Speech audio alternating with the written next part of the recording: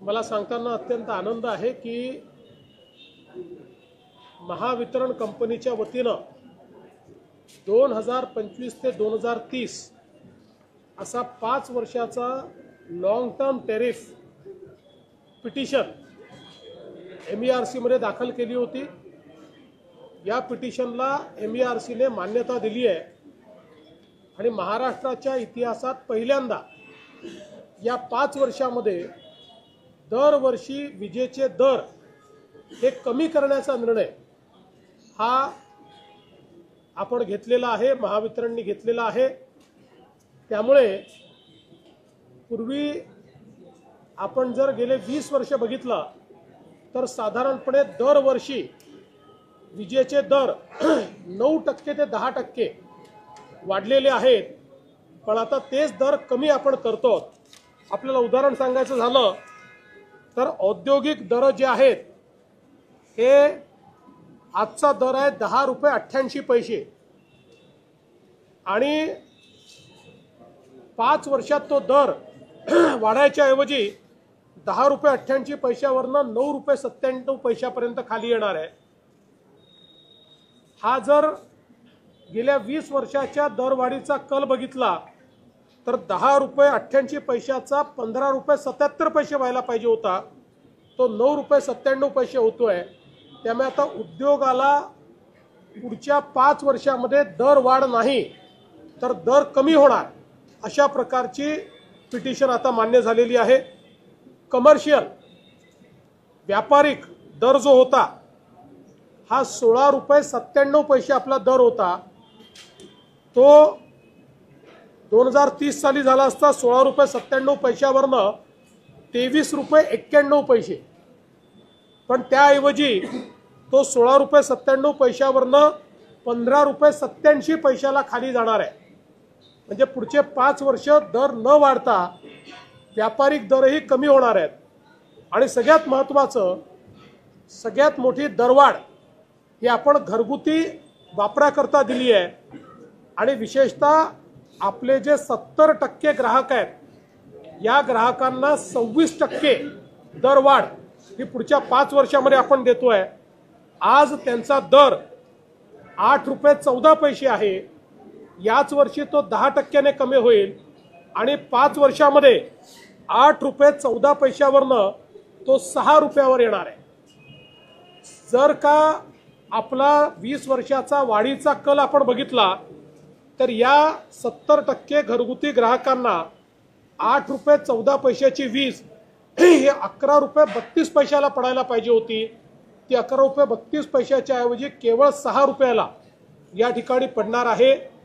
त्यामुळे एक मोठा दिलासा हा मिळालेला आहे। विशेषतः छोट्या ग्राहकांकरता आम्ही सांगितलं होतं, आमच्या जाहीरनाम्यातही सांगितलं होतं की त्यांचं वीज दर आम्ही कमी करू, त्याप्रमाणे हे वीज दर आम्ही कमी केलेले आहेत। एवढंच नाही तर डेटा सेंटर जे आहेत यांच्याकरताही आपण वेगवेगळे इन्सेंटिव्ह जे दिले त्या इन्सेंटिव्हमुळे त्यांना केवळ 6 रुपये 60 पैशाची वीज ही त्या ठिकाणी मिळणार आहे। एकूणच उद्योगाकरता, व्यापाराकरता आणि घरगुती करता पहिल्यांदाच आपण नव्याने हे वीज दर देऊन एक मोठी सूट आपल्या ग्राहकांना देण्यात यशस्वी झालेलो आहे। थोड्या वेळापूर्वी कामकाज समितीची बैठक सुद्धा समाप्त झाली आणि अधिवेशनाच्या संदर्भात तारीख सुद्धा निश्चित करण्यात आली, काय सांगणार? 3 आठवड्याचं कामकाज निश्चित करण्यात आलेलं आहे आणि आम्ही कामकाजात कुठलाही कट मागितलेला नाही, सांगितलेला नाही, ठरल्याप्रमाणे पूर्ण कामकाज आम्ही करतो आहोत। सर, आनंदाची बातमी आणखी दिलेली होती केंद्राकडून मेट्रोच्या संदर्भामध्ये, काय नेमकी माहिती आहे आता? पुणे मेट्रोचा जो वाढीव टप्पा आहे या वाढीव टप्प्याला आपल्याला केंद्र सरकारने मान्यता दिलेली आहे। जवळपास 3000 कोटी रुपयाची मान्यता आपल्याला मिळालेली आहे। यामुळे पुण्याच्या सबर्बन क्षेत्रामध्ये पुण्याची मेट्रो पोहोचवण्यामध्ये आपल्याला यश मिळणार आहे। उद्धव ठाकरेंची सुद्धा पत्रकार परिषद आहे ती सुद्धा बोलणार त्यावर। माझं उद्धवजींना एवढंच सांगणं असेल की मराठी भाषेमध्ये टोमण्यापेक्षा चांगले अलंकार आहेत, त्या अलंकाराचा त्यांनी उपयोग केला तर अधिक चांगलं होईल। यापेक्षा जास्त मला काहीच सांगायचं नाही, कारण हिंदी सक्ती नाहीच, मराठी सक्ती आहे, हिंदी ऑप्शनल आहे. मुंबई हायकोर्टाने एक महत्त्वाचा निकाल दिला की ज्या पद्धतीनं महाराष्ट्राच्या विधानसभा निकालांवर आक्षेप घेण्यात आले होते त्यात कुठलंही तथ्य नसल्याचे प्रकारे हायकोर्टाने निकाल स्पष्ट केले. यानंतर तरी राहुल गांधींचे आरोप थांबतील असं वाटतं? मला असं वाटतं राहुल गांधींचा या देशाच्या संविधानावर विश्वास असेल, देशाच्या लोकशाहीवर विश्वास असेल आणि देशाच्या न्यायालय पद्धतीवर विश्वास असेल तर आता तरी ते महाराष्ट्राच्या निवडणुकीच्या विषयात बोलणार नाहीत. काल अतिशय विस्तृत निकाल हा माननीय उच्च न्यायालयाने दिलेला आहे आणि या निवडणुकीवर प्रश्नचिन्ह उभे करणाऱ्यांचं तोंड बंद करण्याचं काम पुराव्यांसहित, लॉजिकसहित, न्यायासहित आणि संविधानासहित माननीय उच्च न्यायालयाने दिलं आहे. यानंतरही काही लोक झोपेचं सोंग घेऊन जर झोपल्यासारखं करतील तर ये पब्लिक है, ये सब जानती है. शक्तीपीठ महामार्ग संदर्भामध्ये शक्तीपीठ महामार्गामध्ये वित्त विभागाने काही शेरे मारलेले आहेत, कर्जाचा डोंगर वगैरे वगैरे. त्याच्यावर ना सुप्रिया सुळेंनी प्रेस घेत असं म्हणलं की 12,000 कोटी कर्ज यासाठी शक्तीपीठासाठी घेतलं जात. एवढा मोठा उठाठेव खास केला जातोय, कर्जांचा बोजा का वाढवला? पहिली गोष्ट तर वित्त विभागाने कुठलाही असा आक्षेप घेतलेला नाही की जो वित्त विभाग कधी घेत नाही. वित्त विभागाचं कामच हे असतं की या सगळ्या गोष्टी पॉईंट आऊट करणं, त्या त्यांनी पॉईंट आऊट केलेल्या आहेत. त्यामुळे वित्त विभागाचा आक्षेप वगैरे असा याला म्हणता येत नाही. दुसरं, मला हे सगळ्यांच्याच निदर्शनास आणून द्यायचं आहे की एक महामार्ग जेव्हा बनतो त्यावेळी तो अर्थव्यवस्थेची दालनं उघडतो. 12,000 कोटीची गुंतवणूक जेव्हा आपण इन्फ्रास्ट्रक्चरमध्ये करतो त्यातला परतावा हा 12,000 कोटीपेक्षा कितीतरी जास्त असतो आणि आपल्या अर्थव्यवस्थेला तो विस्तारित करतो आणि ते कर्ज परत करण्याच्या क्षमतेपेक्षा जास्त क्षमता तो निर्माण करतो. आणि म्हणूनच जगातले सगळे देश हे कर्जातनंच इन्फ्रास्ट्रक्चर तयार करतात, कारण अर्थव्यवस्थेचा नियम आहे की तुम्ही जर इन्फ्रास्ट्रक्चरवर कर्ज घेतलं तर ते उत्तम कर्ज मानलं जातं, त्यातनं विस्तार होतो, अर्थव्यवस्थेचा विस्तार होतो, अर्थव्यवस्था बळकट होते आणि त्यातनं रोजगार निर्माण होतं. काही लोकांनाही सवय, ते प्रत्येक गोष्टीला विरोध करतात. असाच समृद्धीला विरोध या लोकांनी केला होता.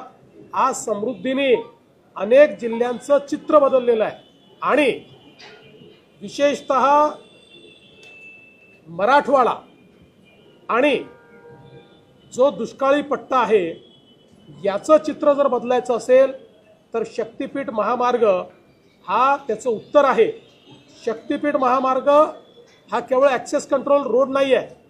आमचा प्रयत्न आहे की शक्तीपीठ महामार्गाच्या या संपूर्ण स्ट्रेचमध्ये प्रत्येक 100 किलोमीटरमध्ये 500 ते 1000 शेततळी आम्ही तयार करणार आहोत. शक्तीपीठ महामार्गावर जेवढे नाले क्रॉस होतात तिथे आम्ही ब्रिजकम बंधारे बांधणार आहोत आणि त्यातनं पाणी अडवणार आहोत.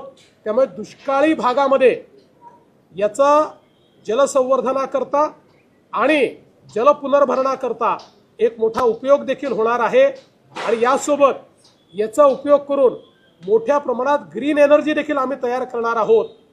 त्यामुळे मराठवाड्याचा आणि दुष्काळी भागाचं चित्र पूर्णपणे बदलणारा असा हा शक्तीपीठ महामार्ग आहे.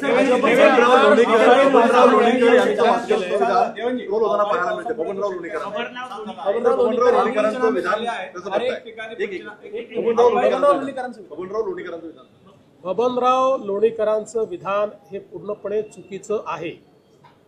त्यांनी जरीही काही लोकांना उद्देशून असं विधान केलं असलं तरीही अशा प्रकारचं विधान करायचा कोणालाही अधिकार नाही. देशाचे प्रधानमंत्री ज्यावेळेस सांगतात की मी प्रधान सेवक आहे आणि आम्ही सर्व हे जर जनतेचे सेवक आहोत तर आम्हाला मालक बनता येणार नाही. त्यामुळे बबनराव लोणीकरांचं जे वक्तव्य टीव्हीवर आलेलं आहे ते पूर्णपणे चुकीचं आहे. अशा प्रकारचं वक्तव्य देणं योग्य नाही. तशी समज ही बबनरावांना देण्यात येईल. शेतकऱ्यांचे पंचनामे झाले परंतु अजून मदत नाही, शेतकरी प्रतीक्षेत आहे. पंचनामे आणि मदत ही रेग्युलर होत असते. मागच्या काळातही केली है, पुढे होईल। सर, आज मुझे ये बताते हुए बहुत खुशी है कि महाराष्ट्र की महावितरण कंपनी, महाडिस्कॉम कंपनी जो महाराष्ट्र में पावर सप्लाई करती है, महाराष्ट्र के इतिहास में पहली बार इस कंपनी ने 2025 से लेकर 2030 तक जो टेरिफ पिटीशन मंजूर की है, उसके तहत बिजली के रेट ये हम कम करने जा रहे हैं। इसमें सबसे महत्वपूर्ण ये है, हमारे 70% ग्राहक जो हमारे रेसिडेंशियल ग्राहक है, इनका बिजली का बिल 26% से हम लोग कम कर रहे हैं। और ये इसलिए भी महत्वपूर्ण है कि पिछले 20 साल का अगर हम ट्रेंड देखें तो हर साल 10% बढ़ने वाला बिजली का बिल अब 5 साल बढ़ेगा नहीं, उल्टा कम होगा और 26% कम होगा। और अगर हम देखें तो ये जो हमारे छोटे रेसिडेंशियल कंज्यूमर है, इनका आज पर यूनिट बिल आता है 8 रुपये 14 पैसे। अगर रेगुलरली वो बढ़ता तो वो होता 11 रुपये 32 पैसे। लेकिन अब 5 सालों में 8 रुपये 14 पैसे की जगह इनको 6 रुपया ही बिल आएगा। 26% इनका बिल कम हो रहा है। जो हमारे इंडस्ट्रियल ग्राहक है, इनका बिल आज 10 रुपये 88 पैसे प्रति यूनिट आता है, वो 2030 में 15 रुपये 77 पैसे प्रति यूनिट होता, लेकिन अब सीधा 10 रुपये 88 पैसों से 9 रुपया 97 पैसे, यानी अगले 5 साल उनका बिल बढ़ेगा नहीं तो कम होगा। जो कमर्शियल व्यावसायिक ग्राहक है, उनको 16 रुपये 97 पैसे देने पड़ते हैं प्रति यूनिट, और इनका प्रति यूनिट का बिल 2030 में होता 23 रुपये 91 पैसे, उसकी जगह वो 15 रुपये 87 पैसे होगा। यानी जो रेसिडेंशियल ग्राहक है उनको 26% का रिलीफ है, जो इंडस्ट्रियल ग्राहक है उनको 8% का रिलीफ है, और जो कमर्शियल ग्राहक है उनको 6% का रिलीफ है। और इसके साथ साथ डेटा सेंटर, इसको भी हमने एक इंसेंटिव की स्कीम तैयार की है, जिसके तहत वो सारे इंसेंटिव अगर अवेल करते हैं तो मात्र 6 रुपये 60 पैसे में डेटा सेंटर को बिजली मिलेगी। इस प्रकार का भी प्रावधान किया हुआ है। साथ में ही राहुल गांधी ने आपके ऊपर आरोप किए थे, कल वीवीए की तरफ वंचित बहुजन आघाड़ी की तरफ से एक पिटीशन दाखिल की थी, वो रिजेक्ट करेंगे। मुझे ऐसा लगता है श्रीमान राहुल गांधी और उनके चेले चपाटे अगर ये जो मुंबई उच्च न्यायालय ने दिया हुआ ऑर्डर है इसको पढ़ेंगे तो उनके ध्यान में आएगा कि बहुत साफ शब्दों में पूरे लॉजिक के साथ, पूरे कानून कायदे के साथ, पूरे संवैधानिक जो व्यवस्था है उसके तहत माननीय उच्च न्यायालय ने ये स्पष्ट किया है कि ये जो मनगढ़ंत आरोप इलेक्शन कमीशन पर, इलेक्शन प्रोसेस पर राहुल गांधी और उनके चेले चपाटे लगा रहे हैं, ये पूरे तरीके से गलत है, ये बेबुनियाद है। कोर्ट ने तो यहाँ तक जाकर कहा है कि हमारा टाइम इन्होंने बर्बाद किया है, और आगे जाकर कोर्ट ने कहा है हम तो चाहते थे कि इनके ऊपर कॉस्ट लगाए, लेकिन हमने अपने आप को कॉस्ट लगाने से रोका है।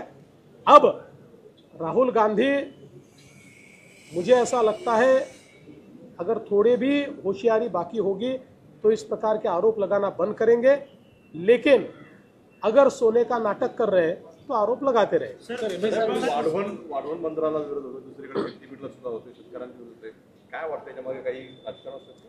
असं आहे, कुठलाही प्रोजेक्ट असतो त्याला काही लोक विरोध करतात, पण बहुतांश लोक याच्या समर्थनार्थ आलेले आहेत। वाढवण बंदराची जनसुनावणी ज्यावेळेस झाली, 50,000 लोकांनी सह्या देऊन वाढवण बंदराला मान्यता दिलेली आहे जनसुनावणीमध्ये। मी पण विरोध करणाऱ्यांची संख्या पाहिली, आपणही बघितली, फार कमी लोक होते। अर्थात कोणाच्या संख्येवरनं आम्ही त्यांचं मूल्यमापन करत नाही, कोणाचा विरोध असेल तर तो काय समजून घेऊ, त्यांचंही जे काही समाधान आहे ते आम्ही करू। लोकशाहीमध्ये सगळ्यांचं समाधान करायचं असतं, पण लोकशाहीमध्ये बहुमताचा आदर करावा लागतो। बहुमत हे वाढवण बंदराच्या बाजूनी आहे, आणि बहुमत हे शक्तीपीठ महामार्गाच्या बाजूने आहे. MSRDC कडनं काही महत्वाचे प्रकल्प जे राबवले जात आहेत त्याची आर्थिक पडताळणी आवश्यक असल्याचं अर्थ खात्यानं म्हटलंय. कुठेतरी पुन्हा एकदा अर्थ खातं आणि नगरविकास खाते यामध्ये वाद पाहायला मिळतो.